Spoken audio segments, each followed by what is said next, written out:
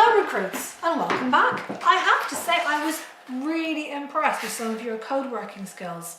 Those sheets are absolutely fabulous. I am sure some of you have a very bright future at Station X. Right, I'm not sure if you are aware, but we have had papers here to potentially move your billets. Obviously in line with the current bombing that is happening here in Liverpool, but across the country, they are re-evaluating your safety. And obviously, should I hear any further dispatches, any further news on that, I will keep you updated straight away. But I suppose when you think, it's not the first time that there have been mass movements around the country, because when war broke out, lots of vulnerable people were evacuated. They were moved around the country, and it was very seamless. But to reason behind that, to think about why that happened, we need to look back further, right back as far as the First World War. Because over London, there were German Zeppelins that flew and dropped bombs. About 1,000 people died. And they were mainly women and children, the most vulnerable in our society. So they put a committee together. The government decided they needed to do something to stop that happening again. And it was the Committee for Air Raid Precautions under Sir John Anderson. And you're right, you might recognise his name. He's the gentleman behind some of the fantastic air raid shelters that you might even have in your very own back garden. So they looked at a wider view how they could save lives should another war ever happen again. They looked at things like gas masks, air raid shelters, how they would be able to preserve life. And specifically the ARP committee, which maybe 2 years ago, about 1938, then decided to put plans in action should there have to be a mass exodus, a mass movement of the most vulnerable in our society. So mainly children, mothers who have small infants, or some invalids, people who are not able to look after themselves. So there would be people who would need to be moved to a position of safety, and the Air Raid Precautions Committee looked at that. So they decided that it would be better to move people from locations where they were likely to be targeted by the bombs to safer locations, probably around the countryside. They decided they would be not building special camps to house these people. Instead, they would be billeted with local families, local residents, and any resident who was decided that they didn't want to have somebody living with them, they then would be fined. So the plans were then drawn up, and with the help of railway staff, the local police, teachers, the billeting officers, by summer 1939, everything was ready for action should, in the unlikely event, war actually happen. That, of course, was always the last hope. Nobody wanted to go to war. So in that summer, parents were given a list of things, often by their school, the local authority, what they needed to be ready should that actually happen. So obviously you'd need your gas mask. We're lucky here at Western Approaches, as you might remember, our air is all filtered as it comes into the building, so we don't need to have gas masks here with us. But when you're out and about in the street doing different things, then that is exactly the time that you need to have your gas mask. That was number one, top of the list, because you never know. They dropped gas bombs during the First World War. We are still not sure that they won't try that tactic again. Next on the list, obviously enough, would be your identity card and your ration books, because your parents wouldn't need your rations here in your city.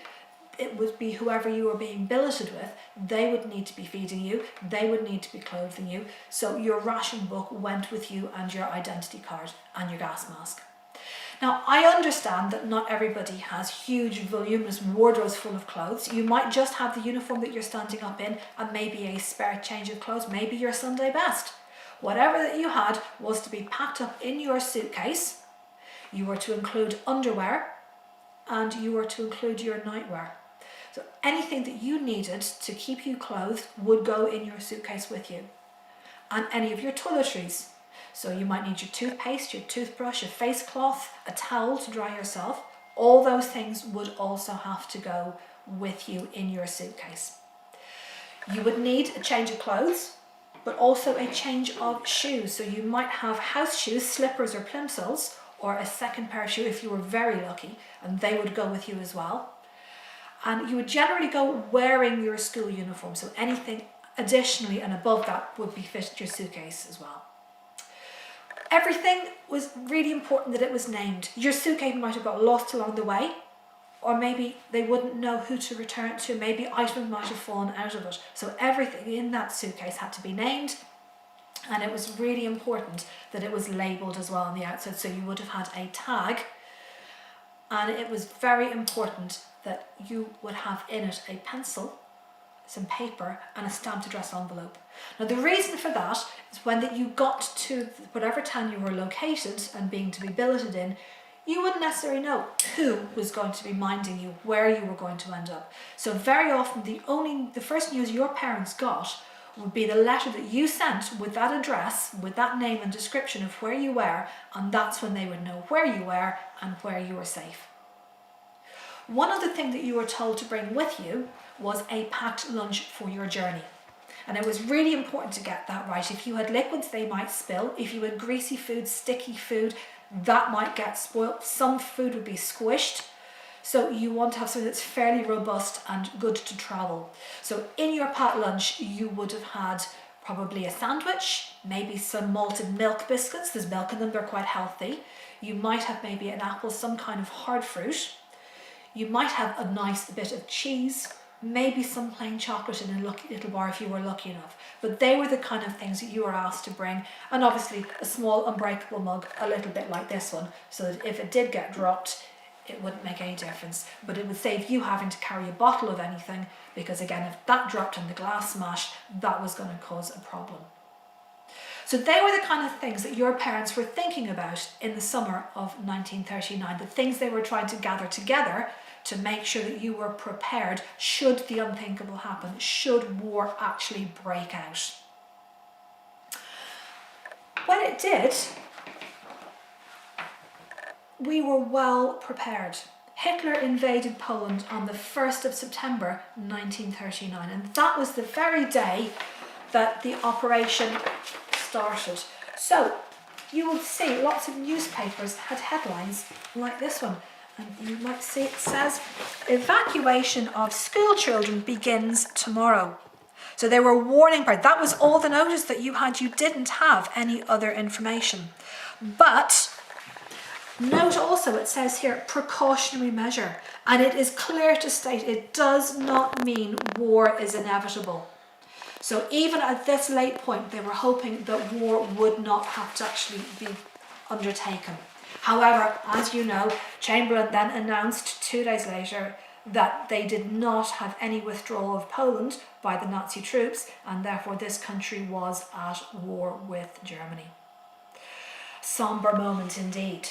But by that point, it was actually very good. There were well over 1 million children and vulnerable people from all the larger towns and cities, those centres where the bombings were most likely to be, and they had been safely moved to a place of safety. That is no mean feat. If you were here in Liverpool, the chances are you might have ended up in Lancashire, but you were more likely to be sent south towards Cheshire or Shropshire, or maybe across to North Wales. They were all deemed places of safety. So when the evacuees arrived, they arrived at billeting halls or community centres, parish halls, large places where they could congregate. They were often given a nice hot meal by the billeting officers. They might have travelled for hours and hours with just that packed lunch that I mentioned. And then the local residents would be there and they would choose which children that would go with them. So the phrase, "I'll have that one, I'll have those two," that was the language that most people remember when they talk about that moment, standing in that hall, loads of strangers, maybe just a teacher or someone that they knew that travelled with them on the journey to make sure they got there safely, and then they would just go off with a complete stranger. Now it's lucky, most people are reported to have been well cared for. They came into families who were concerned for their well-being, and they wanted to make sure that they were safe and healthy in a way that they wouldn't have been had they remained in the cities under threat of bombing.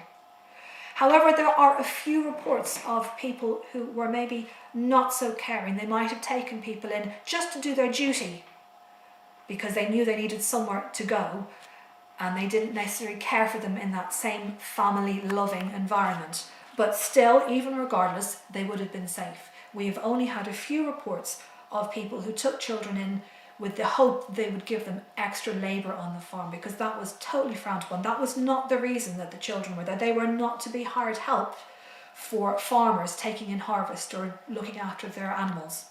So, as I say, most of the children were very well cared for. But that did not stop them being homesick. Because if you'd imagine, if you've travelled well away from home, to somewhere that you don't know, people that you don't know, it's bound to seem a bit strange. And I think particularly if you were children that went to North Wales, well, not only have you a different place and different surroundings, you also have a different language that you have to contend with. So a lot of people reported that that transition was very hard for them. Additionally, what might seem a bit strange is you think about toilets. A lot of children who came from inner cities might have lived in tenement buildings where there were 3 or 4 families sharing one building, and they probably would have had an outhouse with a toilet in their backyard. Other families would have been in more affluent areas and they might have had an indoor toilet. But imagine particularly if you were grown up all your life in a new lovely 1930s house with an inside toilet and you were suddenly sent to an old cottage somewhere with an outside toilet.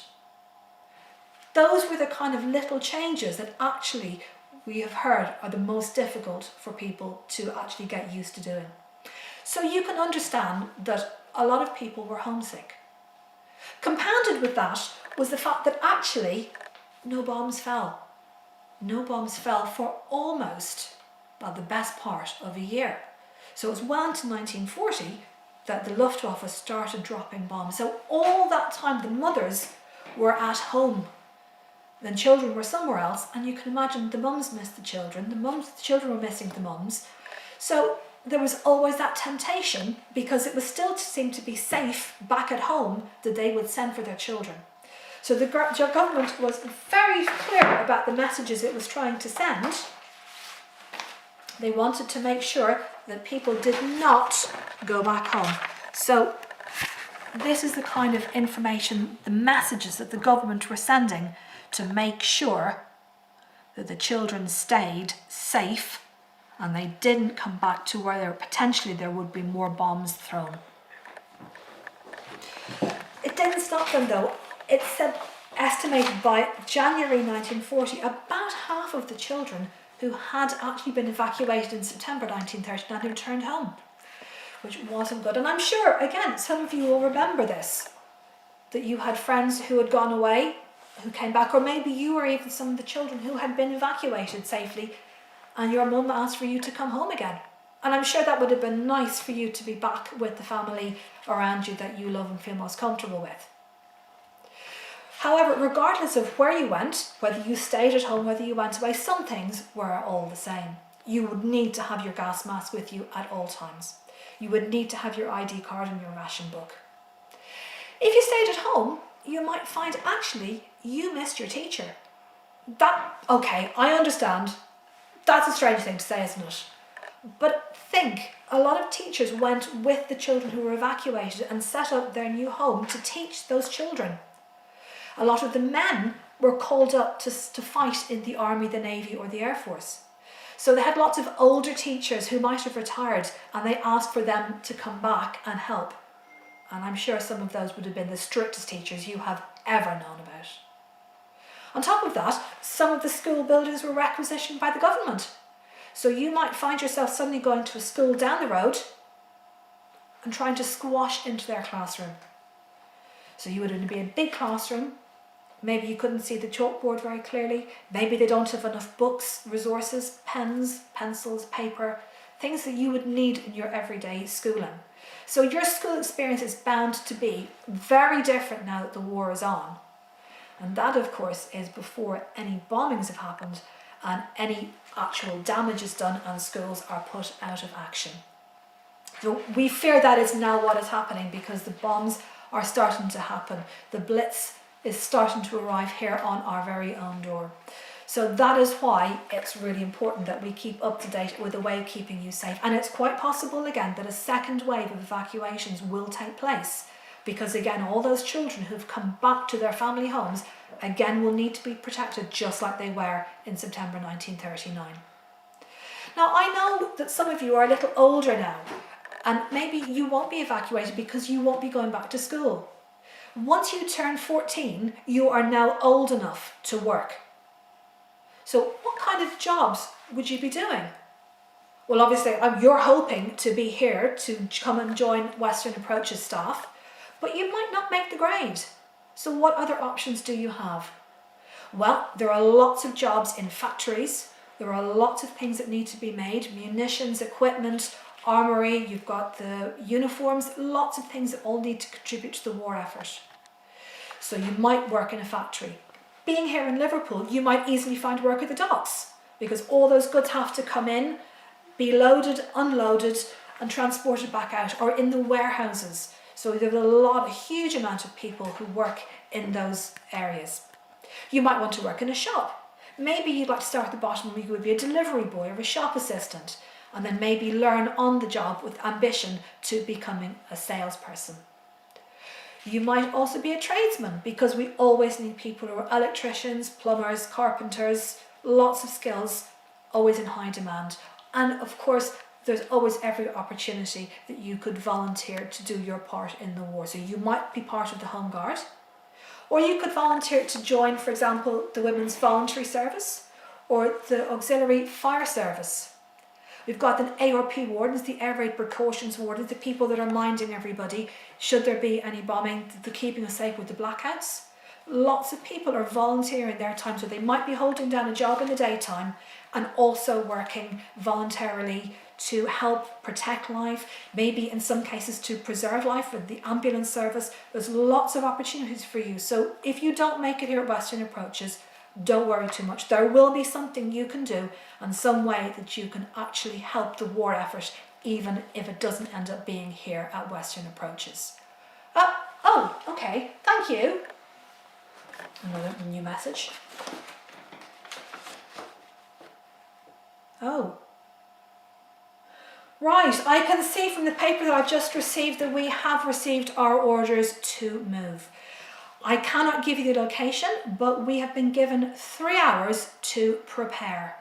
So I think we need to halt this session here. I think you need to go and pack your suitcase and your belongings to be ready to make that move.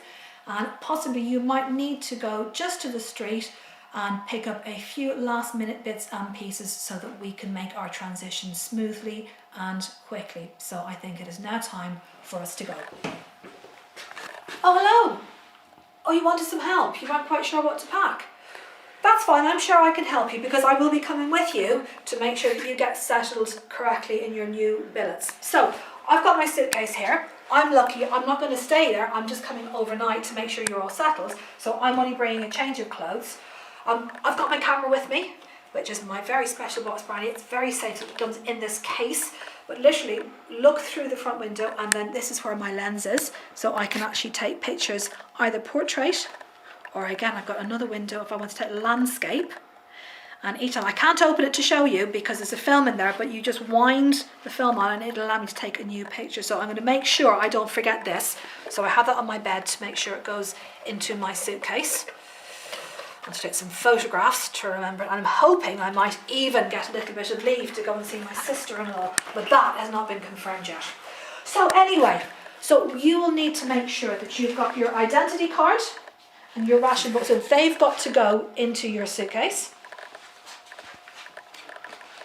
And you must not forget your luggage labels. So you'll need one for your bag and one for you. Yes, for you. You might get tired, you might remember who you are. It's a long journey you're going on, and everybody needs to have their own luggage label to attach to themselves as well. So that's something that you mustn't forget. So other things you might like to think about, well, we talked earlier about the clothes, so you know that you'll be wearing a uniform, you'll need a spare change of clothes, you'll need your underwear, you'll need your pyjamas or whatever that your nightwear is. You'll also need some toiletries, so you'll need to have your toothbrush, your hairbrush or a comb, a flannel or a face cloth, towel, those kind of things that you will need to keep yourself nice and clean. If you have a spare change of shoes, or if you have plimsolls, make sure that they go into your suitcase as well. give your feet a nice break between them, especially if you're bringing in dirt into the house. Your new building officer will not want that. Then you've also got an option of what you might like to have yourself. You might have a prayer book, something like this. So that might come into your suitcase. I'm going to bring mine. Your parents might want you to bring yours. They might want to create a good impression with whoever you're going to stay with.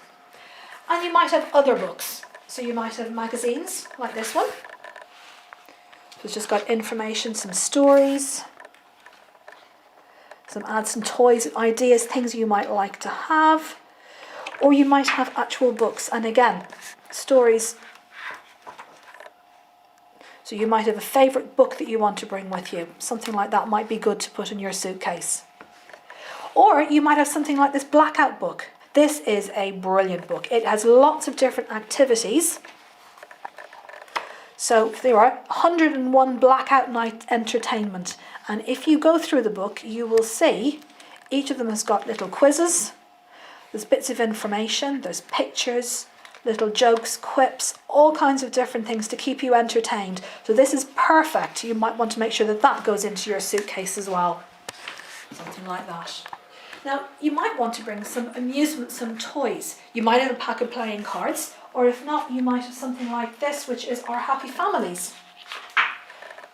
And maybe this is the kind of game that you would like to bring with you. You can get hours of fun from a pack of playing cards, so that might be something to put in your suitcase if you have one. And then you might have other toys. You might have some tiddlywinks, where you will try and use the bigger counters to make the small ones jump. You can see it's a long time since I've played this. Make them jump and they land in there. Not as easy as it looks, but you might like to have something, if you have one of these kind of games at home, a beetle drive, where you roll the dice and you can construct your beetle, or other different games. These are some of the kind of wooden toys you might like to have.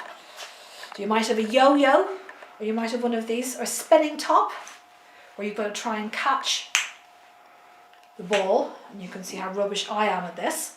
You hopefully would be a bit better if you've got better hand-eye coordination than I have. One thing I was really good at as a child is hopscotch. So you might have some chalk, and you might be able to draw hopscotch on the floor. So if you like hopscotch, that's a must, that you must remember to pack your chalk with you so you can play hopscotch in your new school or in your new environment. You might also like to have some marbles. So again, you might have your bag of marbles with you, and that might be something you'd like to take. One thing you can't possibly forget, everybody needs their teddy bear. So make sure yours goes in your suitcase too. And as you can see, I've nearly run out of space for mine. And I think that's probably everything. Oh, no, not quite. We're going out of Western approaches, so we need to make sure that we have our gas mask. So now that we've got everything we need, it's just the last few bits and pieces we need to pick up from the shops. I'll meet you there. Oh good, did you get everything you needed? Fantastic. Right, so we need to go back and pack, but I am so pleased I've just managed to get some stockings. I know, not something that you think you've got. I've got my very own stockings now. It definitely is going to beat having to paint my legs with gravy and using a pencil to mark the seam at the back of them. So that is a bonus. I've also managed to get my sweets. I've managed to pick up my whole ration. So that's my month's ration, but at least it means I've got something for the journey. So I'm going to put them back and keep them nice and safe. Don't want to lose any of them. Yes, I might be tempted to share one with you, possibly. So, you're not certain about the money? Oh, that's easily fixed. Let me help you. So I have here different coins. Let me see if I can talk you through them so that you know. I understand, yes, I should have thought about that. You mightn't be familiar with all the different coins if your parents have done your shopping for you. So let me talk you through what we've got. most common one, you'll probably use the most, is this lovely big copper one here. This is 1 penny. So we would write that down as a D, so it's 1D. That goes from the denarius, which is obviously a very old, ancient name for penny. So that is the most common, and you'll see lots of things for pennies. But you can get things that are less than a penny. So you might have a halfpenny, and you might have a farthing, which is a quarter penny. So again, they're smaller, and you might find things written with farthings or halfpennies. If you go up, the next coin up is a threepenny bit. These are the new brass ones that have been introduced just recently, 12 sides. They're much more popular than the older style silver one because they're big and people know when they have them in their purse. But you may still see some very old silver threepenny bits. Not many of them in circulation anymore, but this is the one you will more likely see. Then if you have 6 pennies altogether, you have a shilling. And this here is our shilling. So 6 of these pennies is the same as 1 of these shillings. I actually do have another penny. There we go. So there's 6 of those, and it's the same as that shilling there.